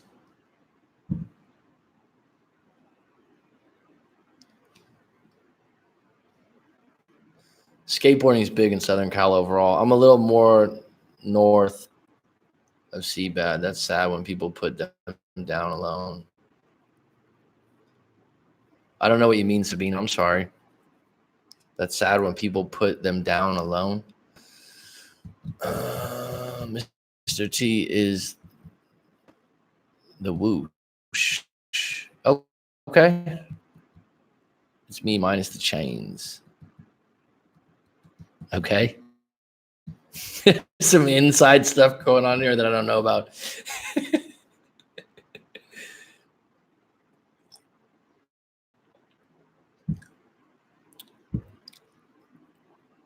What do you guys think? This is random. I got a few minutes left. Since I got 8 people, I'll get your guys' opinion. What if I did a live stream, but I had someone live that I was talking to while I was doing a coaching? Mac is talking one thing and we are another. I'll just leave it alone, Sabina. I want to go see the Sixers in November. So you're going to Philadelphia. Okay.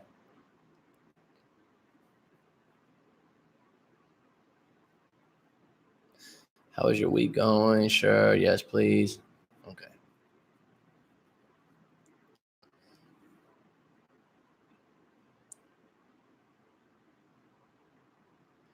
Hey, I'm thinking about doing that when I have a live. If someone wants to do a live coaching, do it live on a live stream, because you make it a juicy one.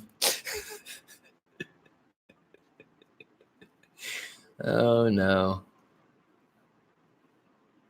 Yeah, I got to implement them and execute, Daniel. She tapped my phone, bro.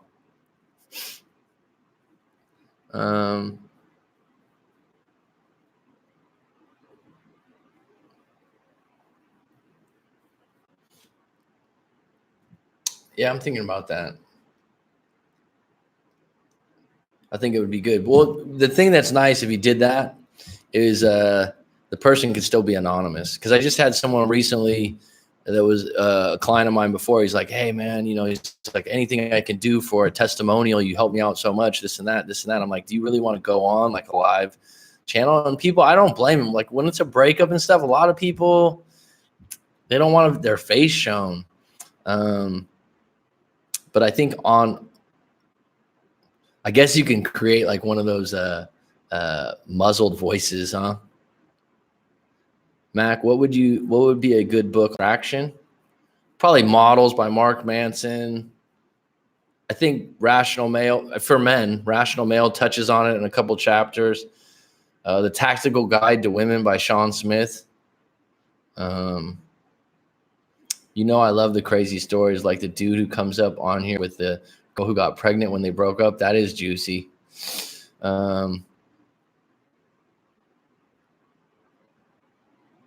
Okay, 3% Man is the Corey Wayne book. The thing about the 3% Man that I give him credit for is it's very simple. I don't mean that as a put down. I mean like that it's watch James Bond movies.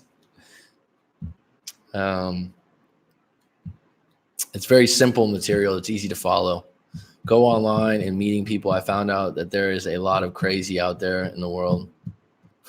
Well, online, you're not really meeting real people unless you are face to face to them like this. But I'm saying that as we're talking and I'm a real person. Oh, shit. It's funny.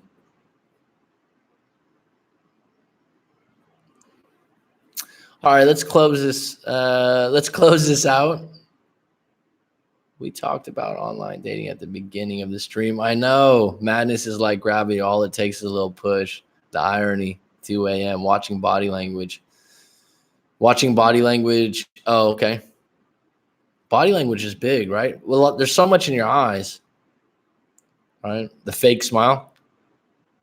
Have you ever got this one? The real smile. Like people say, you got these wrinkles, Mac. I'm like, I smile all the time. I will watch the stream again. Thanks, Mr. T. Haha, the fake smile. How many people do a fake smile or a half fake smile? It's like that. It's like salespeople. Cheers. Thanks for the likes, folks. Thanks for contributing. This was good today. It started out good. It ended well. In the middle was just fine. Used car salesman. Digestion begins in the mouth. That's my new pickup line.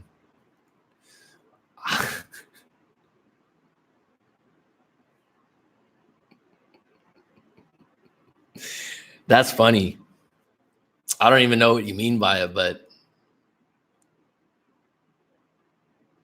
I tell them people with fake anything, no need to be fake with me.